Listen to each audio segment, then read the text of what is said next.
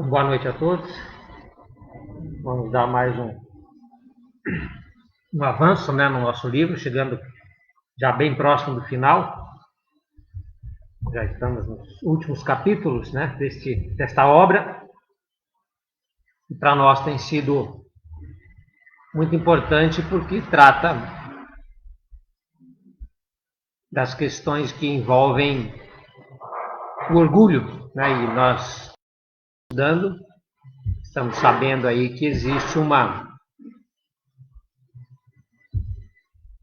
grande parte de nós que ainda sofre, né, com questões que envolvem aí o orgulho. Então, o capítulo de hoje é o capítulo 33 e vai falar do espiritismo por dentro. Não só do espiritismo enquanto ciência, filosofia e religião, mas serve para nós como qualquer outra religião. Poderíamos dizer o próprio cristianismo por dentro, né? E a mensagem que vem do Evangelho é de Lázaro, bem interessante. No capítulo 9, item 6. A benevolência para com os semelhantes, fruto do amor ao próximo, produz a afabilidade e a doçura, que lhes são as formas de manifestação. Entretanto, nem sempre há que se fiar nas aparências. A educação e a frequentação do mundo podem dar ao homem o verniz dessas qualidades. Quantos há cuja fingida bonomia não passa de máscara para o exterior, de uma roupagem cujo talhe primoroso dissimula as deformidades interiores. O mundo está cheio dessas criaturas que têm nos lábios o sorriso e no coração o veneno, que são brandas desde que nada as contrarie, mas que mordem a menor contrariedade, cuja língua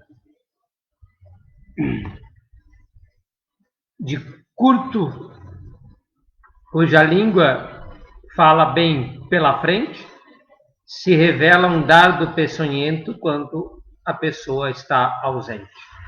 Então vejam que interessante, é o espírito amigo, o Lázaro, coloca o dedo na ferida, né? Porque nós ainda observamos no planeta grande quantidade de pessoas ainda escravas, né, da língua maledicente e caluniosa. Ainda existe uma propensão muito grande de se falar mal dos outros, de se julgar, né? E existe sim essa situação de que quando somos contrariados nas nossas situações ou necessidades, a gente acaba revelando, né, um ser que não é tão afável e tão doce. Então nós precisamos entender que essas qualidades que partem do amor precisam ser qualidades de interior, de profundidade. Porque na grande maioria das vezes o orgulho faz com que as pessoas queiram mostrar algo na aparência. É o que a gente fala que é o espiritismo na aparência, a religião na aparência, o cristianismo de superfície. A gente tem colocado muito esta questão aqui nos nossos estudos, os movimentos de superfície. É muito mais fácil, como nos fala Emmanuel, esse verniz social. É como se fosse uma camada fina de tinta, né, para encobrir as deformidades que se encontram por trás. Então esse verniz ele pode ser útil em algumas situações, mas se nós tivermos permanentemente nas nossas ações essa questão superficial, apenas preocupado com a aparência, com aquilo que nós estamos mostrando, né, pelo ego, não faremos como deveríamos a interiorização das nossas ações, sermos conscientes daquilo que fazemos. Então o Espírito coloca aqui uma análise bem fácil de entender e que serve como uma prática diária para avaliar o quanto nós estamos mais na aparência e na superfície do que na essência e na interiorização das coisas. Mais voltado para o ego, né, que se movimenta nas sombras do mundo, do que para o eu essencial e profundo, que é o espírito imortal. mais nas necessidades da materialidade, que é provisória, e menos preocupado ou menos interessado nas questões permanentes do espírito, aquelas que vão nos servir para a vida toda, inclusive após a partida, né? Quando nós abandonarmos a esfera física. Então, essa análise precisa ser feita para que possamos medir o quanto estamos distantes dessa essência interior, dessa verdade de si mesmo. Nós já aprendemos aqui, quanto maior essa distância, maior o orgulho. Na verdade, o orgulho é justamente essa distância de si mesmo, aquele inchaço, né? Aquela projeção no mundo. Então, se eu estou vivendo a projeção, como na caverna de Platão, as sombras, eu estou deixando de viver a minha verdade. Eu estou vivendo uma ilusão. Então, o orgulho é perigoso porque ele te desloca da verdade essencial da vida e te coloca na aparência e na superficialidade dos fenômenos. Basta eu mostrar que sou bom, não preciso ser de fato. Basta eu mostrar que sou pacífico ou que defendo a paz. Não há necessidade de ser verdadeiramente pacífico. Então, o bom ator normalmente vai se sair bem no teatro da vida. Ele veste um personagem, executa com primazia o papel e julga que aquele papel executado, né, é de fato a sua personalidade, esquecendo que isso é um exercício mental, de performance, onde eu posso decorar um texto maravilhoso, lindo, e fazer desse texto as minhas palavras, boca para fora. Né? É como uma encenação, uma enquete. Não quer dizer que eu viva conforme falei, porque aquilo era uma encenação. Então, essa distância é justamente o orgulho. E é o que a gente fala também, ou entende, quando se fala a distância que há entre o discurso e a prática. Né? No discurso, tudo certinho, mas na prática, nem tanto. Então, o encurtamento dessa distância entre a manifestação na prática daquelas ideias elaboradas em discurso também é necessário. E aí nós vamos ver aqui, das colocações do Espírito Amigo, as suas justas ponderações. A assimilação das propostas éticas da doutrina, da religião, segue uma sequência natural e paulatina de maturidade. Primeiro atinge as ideias, posteriormente penetra os sentimentos e, por fim, renova as atitudes. Então, a gente poderia anotar isso aí, né, como um macete para a semana, que vale para a vida toda, que é justamente a maneira de manifestar as atitudes conforme sentimentos e conforme ideias. Então, veja bem, normalmente, e esse é o caminho, nós adquirimos um conhecimento, que seja o conhecimento da ciência espírita, ou do cristianismo, ou qualquer conhecimento. Então, primeiro atinge as ideias, eu passo a conhecer aquilo através do conhecimento das minhas ideias. Mas depois eu preciso que isso atinja a região dos sentimentos. É a conscientização interiorizada daquilo que eu conheci. É o aprendizado verdadeiro, é o saber fazer, é o levar o coração junto e não ficar apenas na racionalidade ou na superficialidade dos raciocínios lógicos, matemáticos. Dizer algo é diferente de sentir este algo. E ainda mais diferente de manifestar este algo. Então, primeiro atinge as ideias, posteriormente penetra os sentimentos e, por fim, renova as atitudes. O que significa dizer que não haverá renovação de atitudes se o sentimento não estiver presente.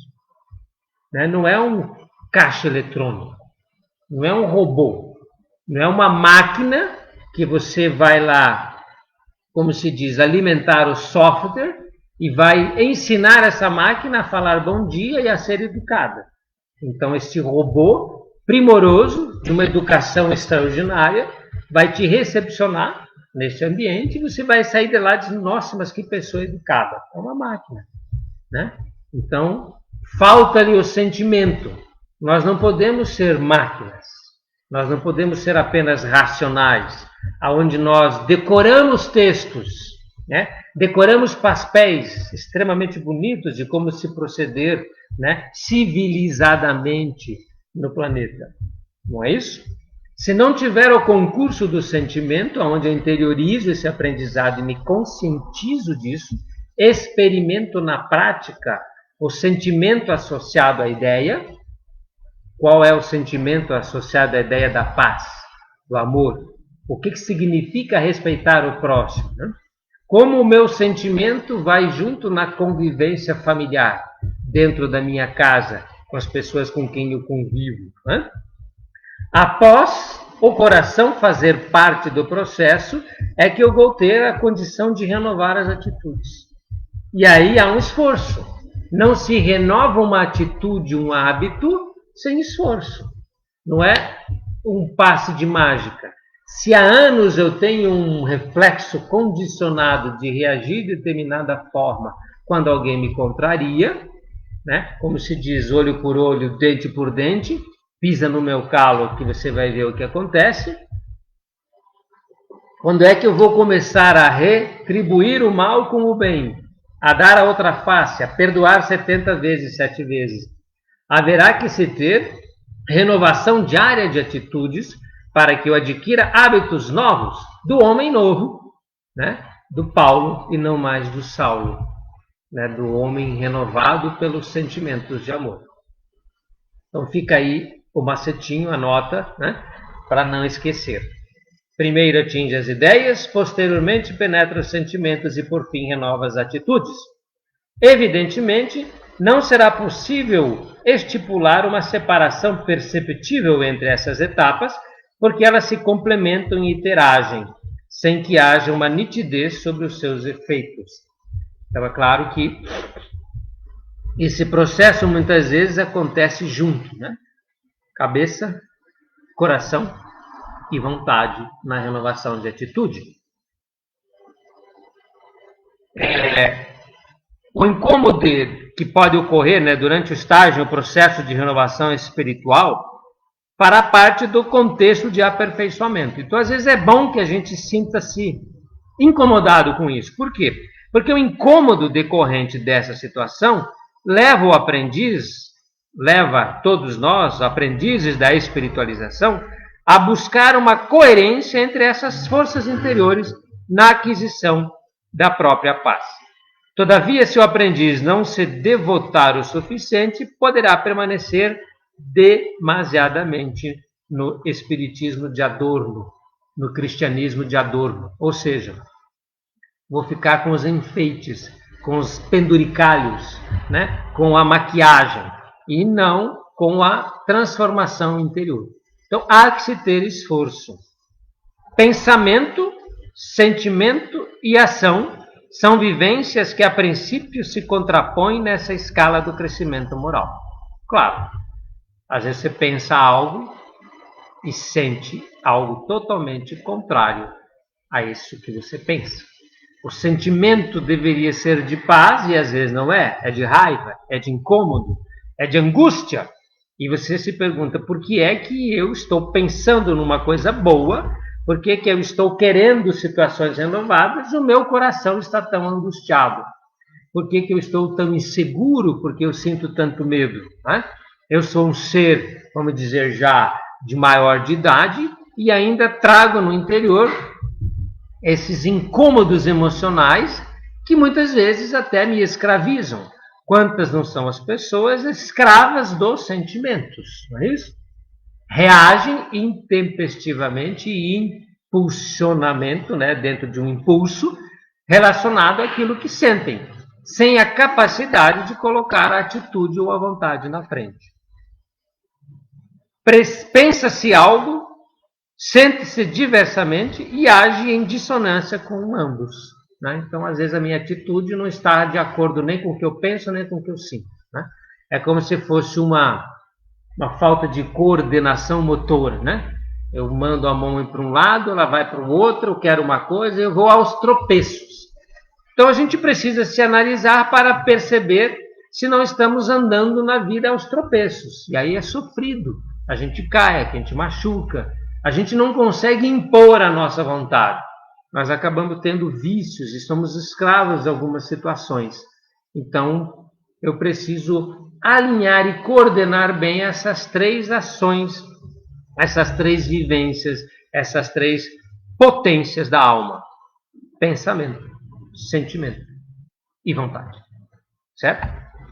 Uma desarmonia existe entre essas potências da alma. Então, existe uma desarmonia, tem que tornar isso harmônico. O esclarecimento espírita, ou a ciência espírita, atinge o campo do pensar, permitindo que a reflexão conduza o homem a novas formas de entendimento e avaliação da sua existência. No entanto, a transformação do sentir e os cuidados com as atitudes são os verdadeiros indicadores de que essa informação intelectiva está sofrendo uma mudança, uma metamorfose na intimidade, através do acionamento da vontade e do esforço na mudança de hábitos e reações perante os fatos da vida. Então, nós já estudamos, inclusive, isso, que a gente não tem que reagir aos fatos, nós temos que agir. Reagir é algo, muitas vezes, mecânico e impulsivo. E eu tenho, às vezes, é que conter a ação reativa. A pessoa vem para cima de mim, né? E a minha reação natural de defesa, às vezes, é partir para cima também. É um ato reativo. Às vezes, me vem à boca uma palavra, por conta da raiva que eu tenho, e eu não vou simplesmente reagir sob o impulso da raiva. Eu vou canalizá-la, vou perceber isso, vou respirar profundamente e depois, conscientemente, eu vou agir e não reagir. Então, para isso, tem que ter a vontade. Pensamento, sentimento e vontade. Então, vocês percebam, né, que essa questão a gente já estudou muito aqui, principalmente no mito do Rei Arthur, né, quando a gente fala da vontade, que é a espada. Por que ela tem que estar acima da cabeça e acima do coração? Né? Porque aquilo que eu penso e aquilo que eu sinto tem que estar alinhado com a atitude que eu vou tomar. E muitas vezes a atitude, que é a vontade imperativa do espírito, precisa em muitos momentos se contrapor ao que eu reativamente estou sentindo ou pensando. Então percebam como essas três potências da alma precisam estar harmonizadas. Não faz parte do estudo, mas fica como reflexão, que o instinto animal, né, vamos pegar qualquer animal que tem instinto, por que ele age com perfeição? Porque a perfeição está nesse instinto. Nunca falha, nunca erra. Porque pensamento, sentimento e vontade estão como que embrulhados numa única potência. Então, o instinto animal é igual a pensamento, sentimento e vontade. Poderíamos dizer que o animal não tem vontade própria, porque ele é escravo do instinto. O instinto é perfeito porque tem na sua base três potências. O homem, espírito, com E maiúsculo, quando se individualiza e adquire consciência de si mesmo, ele abre o instinto nas três potências da alma. Pensamento. Penso, logo existo. Sentimento. Sinto, logo existo. Vontade. Tenho o poder de dizer não ao instinto, à conservação, a tudo. Adquirir a liberdade e o livre-arbítrio. Portanto, no lugar do instinto, eu tenho as três potências abertas. E como nós somos almas recém-saídas do instinto, nós ainda estamos perdidos nessas três potências e não sabemos muito bem harmonizá-las. Então, pensamento, sentimento e vontade. O gabinete da vontade, nos diz Emmanuel, é preponderante no espírito livre. Eu sou absoluto e devo agir no mundo de acordo. Ok? Hoje mais rápido, né, Luiz? Se quiser vir nos brindar aí com a sua música. O assunto foi rápido, mas muito profundo. E quando o alimento é muito denso, é bom a gente comer pouquinho dele, senão dá indigestão, né? Isso basta para a reflexão da semana. Então, boa noite a todos. Vamos ficar agora com o Luiz aí e a sua música.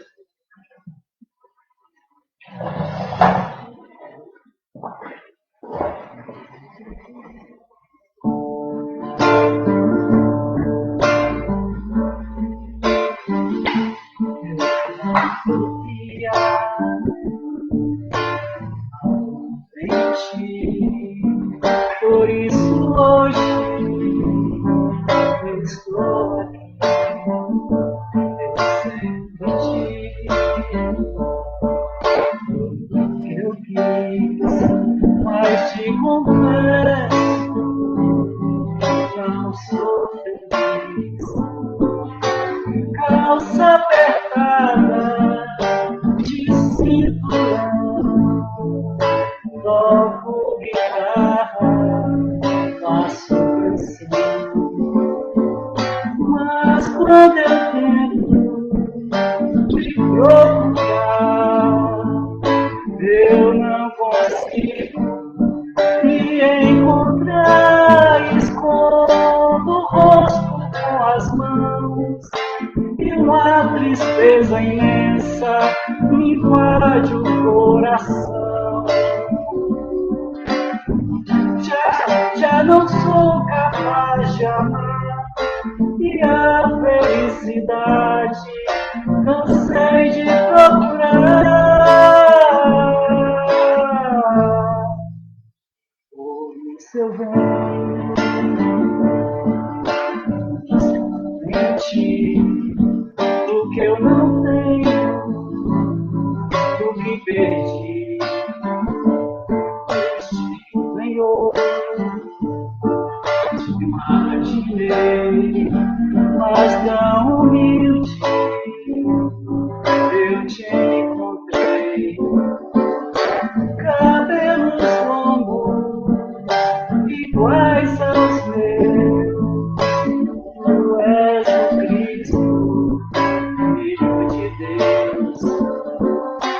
Tanta ternura em teu olhar, tua presença me faz chorar. Eu ergo os olhos para o céu e a luz do teu amor me deixa tão feliz.